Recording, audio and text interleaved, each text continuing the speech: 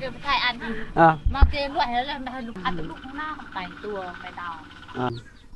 ไก่นายยังไปช้ามือหลับนี่แหละ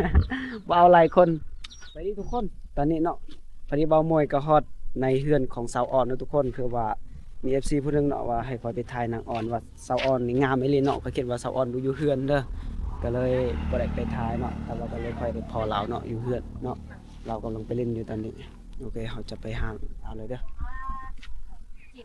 ตะปูนโอ้ก็ดีว่าได้ถามก็หมออย่าบาดตะกอนก็หมอได้ถามเอื้อยเพิ่นเนาะว่าพวกเจ้าอยู่2คนเนาะคือผัวของเรามีเมีย2คนน่ะกับเอื้อยเพิ่นก็ว่ามีผิดมีเทิงกันแล้วรับจ้างมันประเลยเฉาะเลยจอกนี่ยอดดิบเขียไก่คือแล้วจะลิตากินมาไม่โยนอันเอ็ดอันตาลืมฮะก็เยอะไหมละโปะเด้ก็เล่นโปะเลยโยกืนละช่องปอนช่องดุมช่องโบกันไก่ก็คือไก่ละช่องไปละช่องกระยะละช่องก็เลยอ่ะไอ้มาดำมือป่าได้ไม่เยี่ยมก็ได้ละตาโรละตานาเตละตากินมันอ่ะคือไม่ได้ละสิก็ใส่ยังไงปะบ้านจะแปลกควันก็ใส่โอ้ไม่ตั้งเลยโจนังคือก็ได้ถามเอื้อยเพิ่นเนาะเพราะว่าเอื้อยเพิ่นว่าพอดีพัวของเอื้อยกับพัวใหม่ก็เลยไปหาเงินเนาะไปหาเฮ็ดงานและไปเฮ็ดเงินไปหาเงินแล้วก็เลยอยู่ได้3เดือนปลายนะครับว่าบ่ได้บางทีก็บ่เมื่อบางทีก็เมื่อก็ท้อใจเนาะก็บ่เป็นหยังสู้ๆเด้อกินบ่ต้องทำอิดกินไม่โยนอันไม่อันเอียล่ะไม่โยนก็โยนnhưngมันปลาลูกได้หันจุดดำได้กินเลยไม่ไปออกอันเดียวไม่ปุกกันแล้วมันเตนมันปุละแสดงว่าไม่ใจดีด้วยเลยก็เลยใจดีมาลำไงบ่อนได้ทำเป็นประโยชน์พอดีก็เลยถามจนได้ตอนทำอิดพัวจะเอาว่าพัวนะเมื่อเลยทุกคนมันก็จะเวียนไปใช้ไม่แล้วนะแวกกันบ้านไหนจุกได้โอ้บ้านจุกนั่นแหละพอดีเบาได้มวยได้ไปแหละอยู่หันจุกกลางจุกกลางเนาะได้ลูกกับผู้นั้นจักคนลูกที่บ้านนะมุ้งหนังแหละก็อยู่ทำกันแหละอดเอาแหละน้ำมวยคืนนั้นคืนตามนั้นเล่นน้ำมวยไงลูกอ่ะมันก็จะใช่ยังใช่ก็จะใหญ่ก็คือบ่าวมวยได้ถามเพิ่นในการที่พวกเขาอยู่มีเมีย2คนเนาะมีผัวผู้เดียวเนาะก็อาจจะลำบากน้อยนึงนั่นแหละคือทุกคนเห็นแหละในเขตชนบทเฮาก็มีแต่ส่วนหลายก็มีเมียแต่2คนนั่นแหละแต่ว่าเขาก็อยู่นำกันบางคนก็ถือกันบางคนก็บ่ถือกันเนาะแต่ระวังเด้อพวกอีเอาซองมันยาก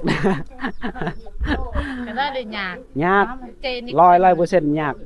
คนเดียวก็ยังบ่รอดแต่ลาวก็เลยยากกันมาคือกันนะคือกันมาไงมาอ่ะที่มันบอกนี่มันบ่แม่นง่ายบ่ติกว่าลาวว่าสมมุติว่าเอาเมียน้อยเด้อเนาะเขาก็ปะเมียน้อยอยู่พุ่นแล้วก็เมียใหญ่อยู่นี้เขาจะบ่เอามาอยู่ร่วมกันเนาะเราบ่ได้ผิดกันมีเวลาว่างก็ไปหาเมียน้อยแล้วอยู่นำเมียน้อยก็ไปหาเมียใหญ่นั่นแต่ว่าบางทีก็เมียใหญ่บ่ฮู้แต่ว่าพวกเจ้านี่อยู่ร่วมกันก็ต้องจำเป็นอดทนเอานั่นแหละคันบ่อดจักหน่อยเฮาก็ว่าว่าผิดกันนั่นแหละคันบ่อดโจนดอกพินาล่ะนะมาเฮียโชลมันน่ะที่แม่มันน่ะแม่มันน่ะเฮ็ดแบบแสดงว่าได้นอนก็บ่ได้นอน3คนนำกันเลยบ่เลยมา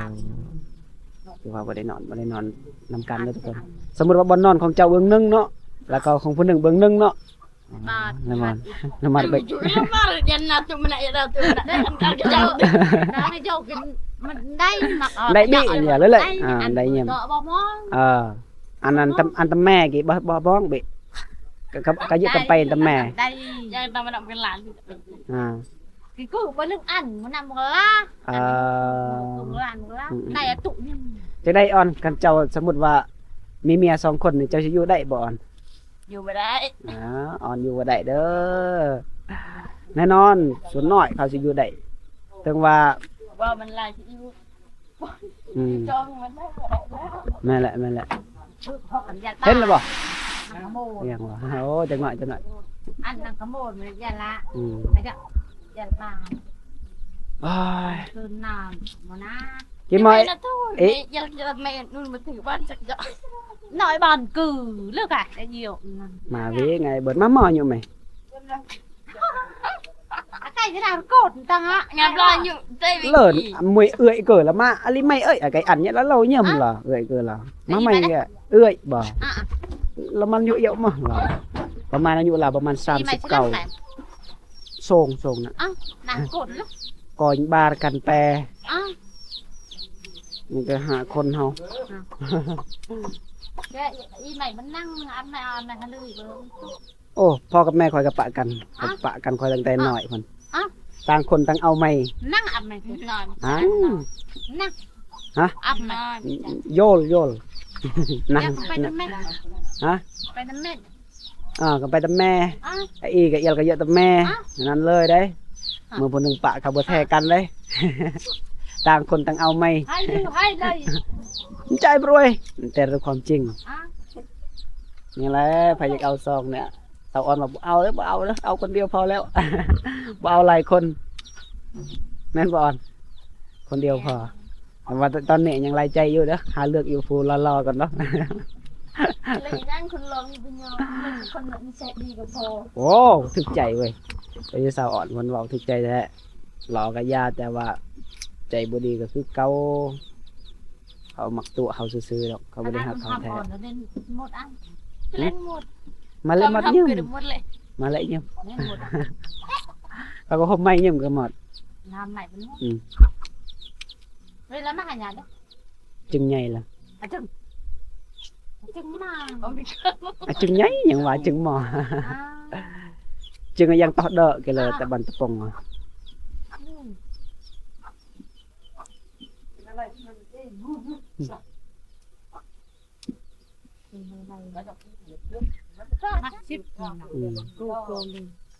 ล้าน จ่าเลยสลิมแต่ละกระเจี๊ยบฉันเลยนะแม่กระเจี๊ยบทำหนักหน่อย มันแฮปลูกบ่มันเวียดไงมันดอกมันไทยอ่ะ ไทยเกียกระเจี๊ยบนิดเลย เจ็ดแล้วก็เราะเลย เกีย ทองมันยืงเด้ แต่ตันหน่อยนะเด็กผมยวนนะยวนผมจะได้พวกไทย แต่ว่าลีกเล็กก็เจ็ด นี่เลยให้ตู้อยากยันแต่กินหนา มาแล้วก็เจ็ดแล้วมันน้ำเละเลยแต่ว่า พวกขยัน เลยจำเตย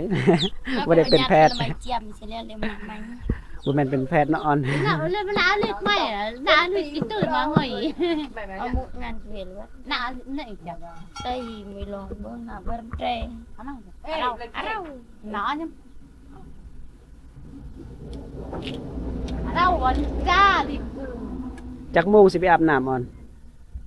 แล้วจากโมงเป็ดละคือแกอาบน้ำหาว่าแกบิด ไหนบิดจ้ะ จะเอาไว้ใหม่เลยเดินก็เด็ก ทำมันโกด เอาละงัดก้อยอย่างเงี้ยเดา กดอิชลีนกาลาเราเก๋นั้น กลางคืนกับผู้เบามาแล้วสัทธาแหละ กดมามา ลงมาหาแน่เนี่ยเฮาท่าอยู่ทางนี่ หาว่ามานิ่มละนั่ง แนมเนาะคือแนมก็คือว่าออนว่าบ่มีผู้บ่าวเด้อบ่มีแฟนไว้ง่ายซะช่วงนี้ก็โสดอยู่ แต่ประมาณ 2-3 มื้อนี่ยันมีอีกเด้รู้จักคือกันได้เว้ยอันนี้ก็เศร้าๆ เล เลย ย มีแฟนดอก อ๋องามแล้วสำนี้ตัวเอ้ยผู้นี้ก็งามแล้วตอนยังเป็นผู้สาวเนาะเอ้ยอันนี้เท่าแล้วก็บ่งามเลย อันยังเป็นผู้สาวมันได้สิบ่งามคนเฮา เท่า คันเท่าแล้วสิงามสำใดก็บ่คักคือรถนี่แหละนี่รถเก่าแบบนี้มันสิงามแนวใดถึงว่าได้ถึงว่าจักมันอีกก็บ่งามแบบนี้หั่นแต่ว่าคันแบบนั้นยังบ่ได้เก่าปานใดก็ยังพอขี้อยู่นี่คนเฮาก็คือกันแม่นบ่เจ้าสิเปลี่ยนจักใหม่ก็ยามันเขาเอิ้นว่าเขาพาจักอีกก็บ่งามอีกแม่นบ่ คนนี่ก็คือกัน แต่ว่าคนเฮาอยากพิเศษได้สิเทียบกับรถนี่คนเฮานี่สำคัญกว่าเด้อเว้ยแม่นบ่อ่อน ไก่มันพานักหน้าแต่ไก่มันเรียกเจ๊แต่อ้ำคืนเป็นขโมยเว้อ โอ้ย อ้ำคือเว้อใครขโมย เลยอันนี้เป็นเวียกเด้บ่แม่นว่าเฮาสิไปนั่นนี่นั่นเนาะเขาก็บ่แม่นว่าเขาสิคิดนํเฮาเอ้ยเหรอแล้วเป็นไงบนแห่เหรองั้นจ้ามาแห่วีกะเดียนให้มาอ่อนมันจังไอ้เบิ่นแกว่าเป็นงนับถือเป็นอ้ายเป็นน้องกันนั่นแหละคือพวกน้องๆเพิ่นนี่เวลาไปถ่ายก็บ่แม่นว่าเขาสิมักเฮา ไม่ถึงเลยแต่ ถึงว่าจะสิอยู่เฮือนเนาะคันคนมักนี่เขาก็มักเจ้าอยู่ดีแม่นบ่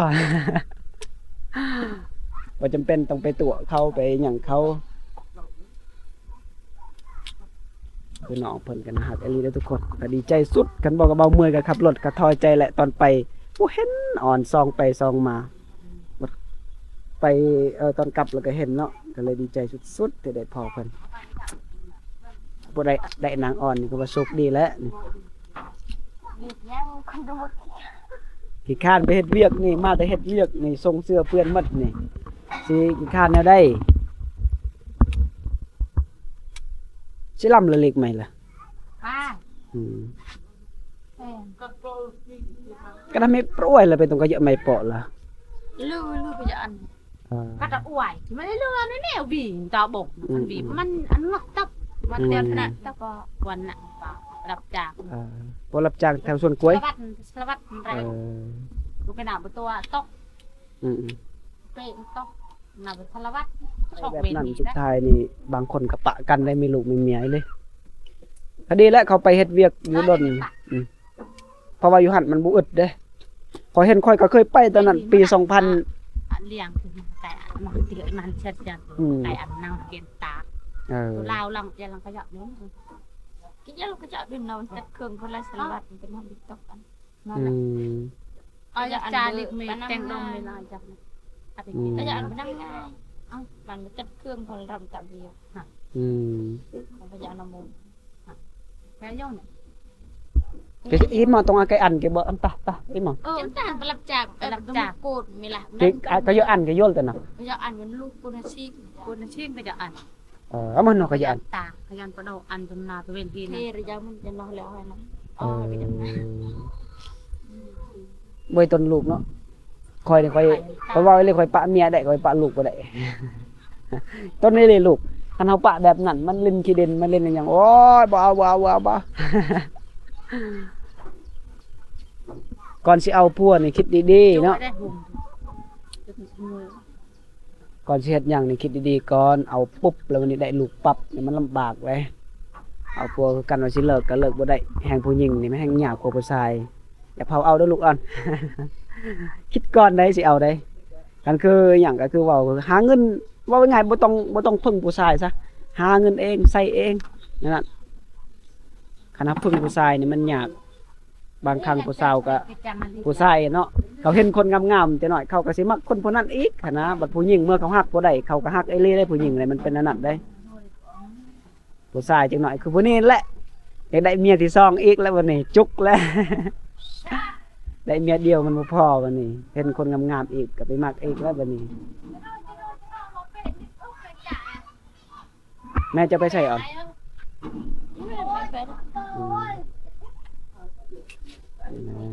มันตำเอาไงตำไหม จ้าตีจ้า ปั้นเอา จะไม่น่าเอ้ย จะเลยอเล็กมาหน่อยแกะๆหน่อยมามั่งกันแต่กิน แต่เล่นรถ6 5 แสนก็ได้พอดีซื้อแล้วสิ เล่นรถตัวจันเจิมหนักเลย6 แสนตัวจัน cái bồn cỏ anh thì pượt đi nó là mà han hung sao มา anh thì เลยหันอันหันหุ่นหันเปล่า lái bòn đấy sả khà làคนรวยนั่นนี่แหละเพราะนั้นขายเครื่องทุกอย่างในฮานออนเขาจะบ่ซื้อแล้วขอยันเพราะว่ามันแซงเลยเด้มันแซงเลยเพราะว่ามันมีทุกอย่างยังก็มีดีสุดก่อนค่อยๆนี่เขาบ่ให้มันมาหาบ่ขายนะผมเคยเป็นในบ้านเพราะออนมาเป็นในบ้านให้เองจังหน่อยแล้วแหละแต่บ่เป็นหยัง นั่นแหละคนอื่นอยากได้เงินมันคิดดินพอคอยคิดดินคนอื่น แสดงว่าเขาขายเนาะอย่าหันเนาะเป็นของคนอื่นเนาะ ในบ้านก็ตามเส้นนั่นแหละ มีแต่เส้นเอา ยังเว้ยบอกว่า คือออนก็พอของเพิ่นก็เป็นในบ้านคนที่1เด้อเรามาเที่ยวที่ลาวกัน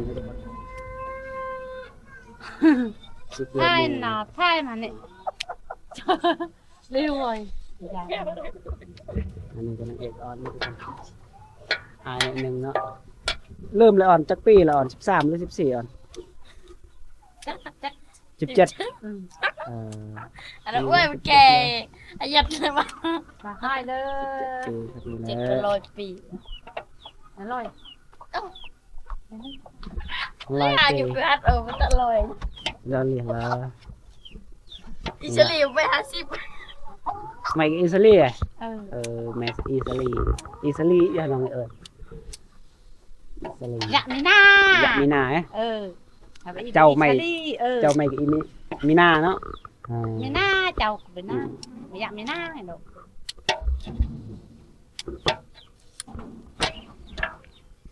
ในตัวกระยะในกระยะไหลบอด นี่แหละ เอ้ยโอ้เขามาอันบังไปแต่แม่บ่โอ้ cái đùng nỏ đùng ăn thằng đúng mày cái đúng cứ mà ăn với ta giờ cứ đây sẽ là ta tắt khát thằng rồi hành kì cái ta áo Dạ, phải ăn cái đường ta khăn nó ngài với nó phải bữa nó ăn vài con tôm nó tạ na xe đâm ra mà nó xong cồn cắt cho cái đường ta ôi ngồi chắc xe vào lại lương phục mì mè sòng này khỏi mười lại khăn làm khăn làm bo khỏi mười bo vậy hết đâu ní cả những đệ cứ cho vào hẳn ao mè nóiอยู่พุ่น เอาแม่ใหญ่อยู่นี่ ăn lúc nó phải tua phải đào อ่า tua hoặc tạ không มาnhàปะโอ้nhàกันไปตัวเออ ตลกมันต้องอ่ะ nhà tạ เลยตักเลยติดนี่แกแล้วใครทะเลแดง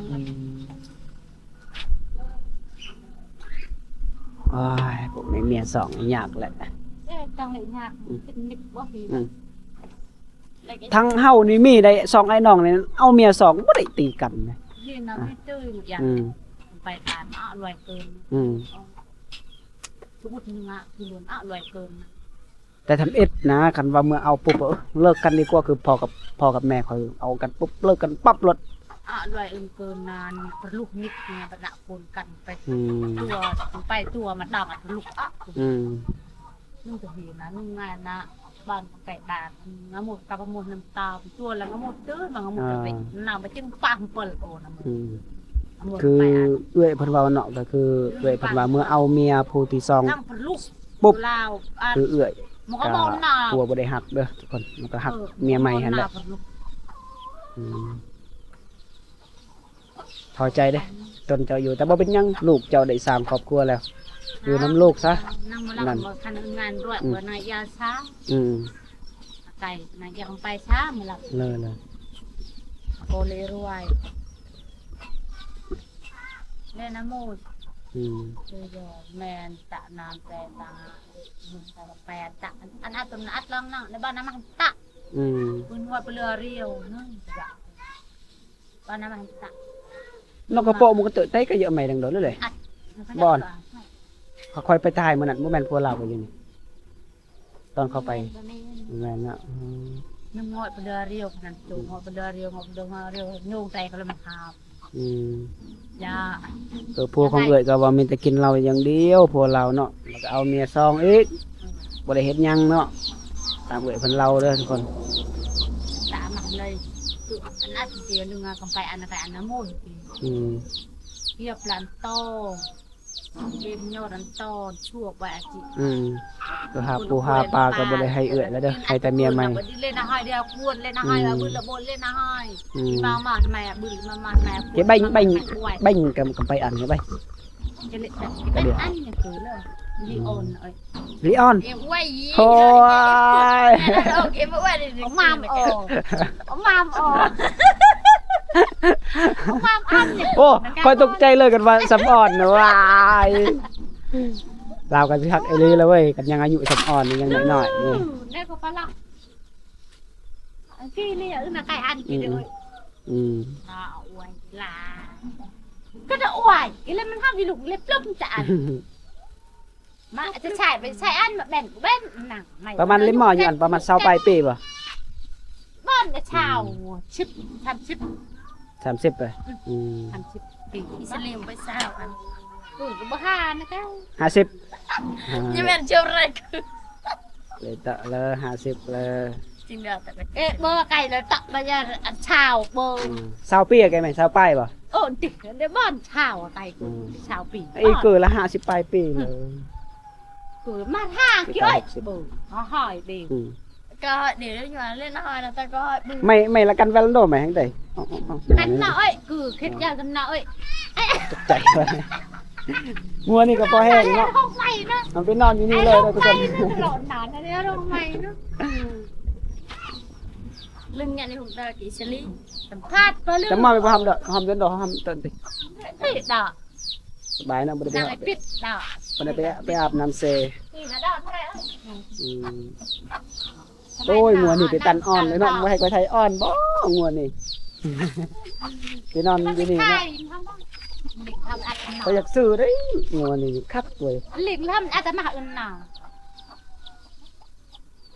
มีเงินนี่ซื้อเลย แต่เสียดายบ่มีเงิน chị à chào cửa lắm vô vô vô นี่แหละดีใจที่เบาหมวยเนาะพอสิกลับเมื่อแล้วเนาะแต่ได้พ่อหนองเพิ่นเนาะก็เลยเข้าไปถ่ายหนองเพิ่นอีกเลยทุกคนเอามาเลยมันบ่ไหวมันไหวป้งอะสักป้ง มันสักกง มันช่วยเยอะยิ่ง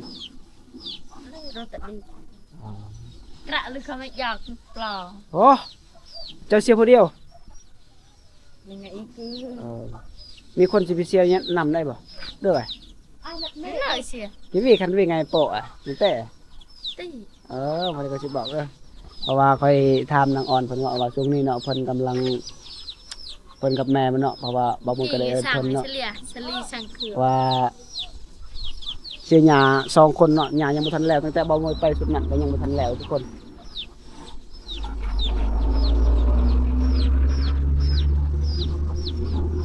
เสียหญ้ายังบ่ทันแล้วไปสุดนี้ก็ยังบ่ทันแล้วเด้อแต่ว่าอ่อนว่าไผอยากมาช่วยก็สามารถมาช่วยได้เด้อทุกคน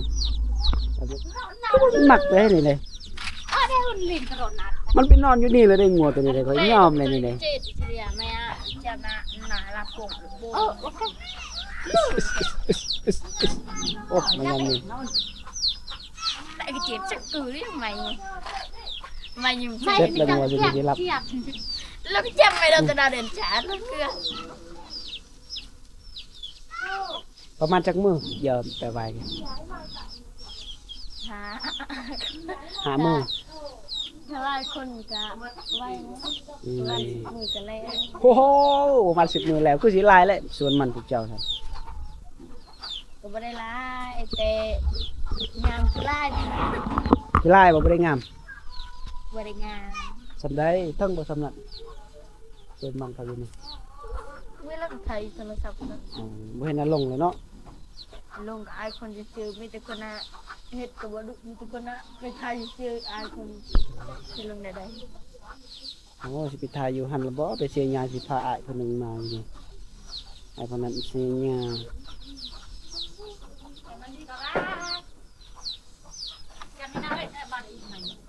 ผมบอกเลยอีกแล้ว ăn chả hơn đấy แล้วเขาเราจะอย่าเหลือพวกคำอะไรจ้ะ đọc nó ha บรรณาปรา rác bật tao nó ที่มาตักจิ thuộc có lửa tựa lửa là mặt chả mà ทีนี้อีเจียมไม่โดนหรอก กันกันลิโจกัน này phải chăm chăm mà ý mày này ไอ้ก็อันเจ้าผมดีพอลิโจลิเขียนจูกับมันเฮียอะไรจะโดนน้ำมาใต้ เลยมาเลยไม่เปลยตรหมดใหม่แต่สมวยแกมามันเสีย đồ ở bạ đồ chip hà mà bị con nợ vài น่าไว้ bạ ดีแล้วเงินบ่สำคัญดอกขอแต่ให้พักลูกเขา bạ khăn lót tóc chắc อ่า mà ở đó มันโยนใส่กระโดด เขาหักกันก็พอแล้ว nè nằm cội tràของhàm ạ คักอลิตุยรีไว้งูตัวนี้ไว้มักเลยคนมันลม เป็นเอานั่งก่อน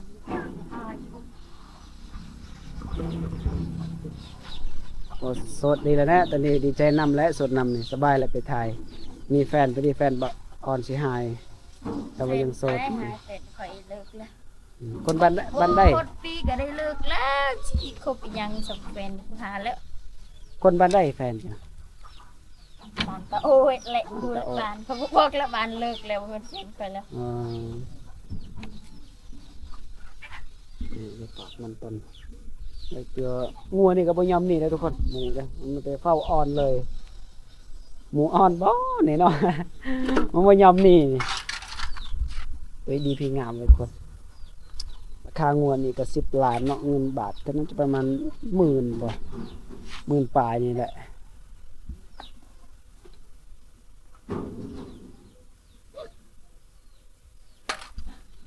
เดี๋ยวยัดนี่สดเลยเถอะเด้อคนใจ พอแล้วตอนยังน้องสาวไป น้องสาวเอาน้องสาวเอาเจ้าเอาพัว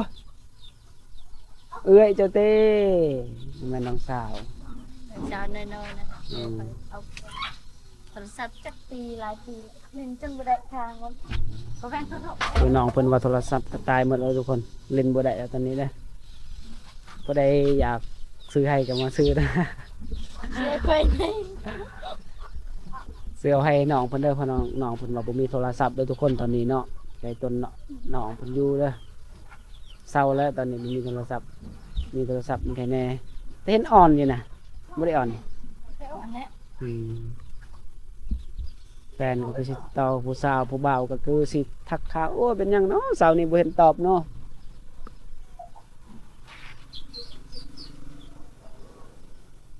แนมพักแล้วเนาะ ปล่อยไปแล้วก็ขอยานเลยถ่ายเขาอย่านะอายนะอายนะ มีแต่เจ้านะบ่อายนะแล้วก็สาวอ่อนอีกอยู่หลุมหันแต่ว่าเรายังไปดำนา คนกินอะไรเขาบ้างเขาจะทำอะไร แม่น ว่ามันคนงามๆสิคุยคือเขาว่าได้ดอกไป ๆดีแล้วเขาบ่ไปคุยไว้น้องเพิ่นก็นิสัยดีเด้อทุกคนเบาหมดไปถ่ายแต่ละเทื่อเนาะก็นิสัยดีเลยแต่ว่าตอนนี้น้องเราอาจจะเศร้าหน่อยนึงเนาะเอาว่าโทรศัพท์มันแบตมันลิงบ่ได้แหละเสื่อมแบตมันเสื่อมเลยทุกคนจะมีแต่ว่าคลิปนี้ก็จะบ่ยาวบ่สั้นเด้อเกินไปทุกคนนี่ก็อาจจะสำนี้แหละแล้วก็บ่มวยน่าจะเดินทางต่อเนาะบางทีเนาะก็คือเว้าแหละผู้ใดที่อยากซอยน้องเพิ่นเนาะก็สามารถซอยโทรศัพท์ได้เนาะเพื่อเบามวยจะสามารถจะไปถ่ายน้องเพิ่นตลอดเลยเด้คันมีโทรศัพท์นี่ สบายเนาะแต่ว่าบ่มีโทรศัพท์นี่อาจจะยากหนิดนึงเนาะติดต่อมันยากสบายดีทุกคนตอนนี้เนาะในการที่เบามวยได้สัมภาษณ์หรือถ่ายนางอ่อนเนาะก็สิ้นสุดลงสำนี้แล้วเนาะทุกคนตอนนี้เบามวยกำลังจะเดินทางกลับในบ้านนะทุกคนแล้วก็ตอนนี้ก็เวลาก็ประมาณ5 โมงแรงแล้วทุกคนสิเดินทางต่ออีกเนาะก็ขอบใจทุกคนที่เข้ามาเบิ่งเข้ามาชมเนาะก็ฝากให้กดติดตามเพื่อเป็นกำลังใจในการเฮ็ดคลิปต่อไปอีกของเบามวยเนาะตอนนี้เบามวยคนติดตามก็เพียงแต่700 คนยังบ่ทันได้ผ่านเลยทุกคนก็ยังท้อใจอยู่เนาะก็อยากให้ทุกคนที่เข้ามาเบิ่งกับภาพสนับสนุนนะเด้อทุกคนเพื่อเป็นกำลังใจอันนี้ก็คือสาวออนน้องออนเนาะพี่น้องมื้อหน้าเฮาก็จะได้พอกันใหม่เองนะทุกคนยันงัวหน่อยนึงโอเคบ๊ายบายทุกคนพอกันคลิปใหม่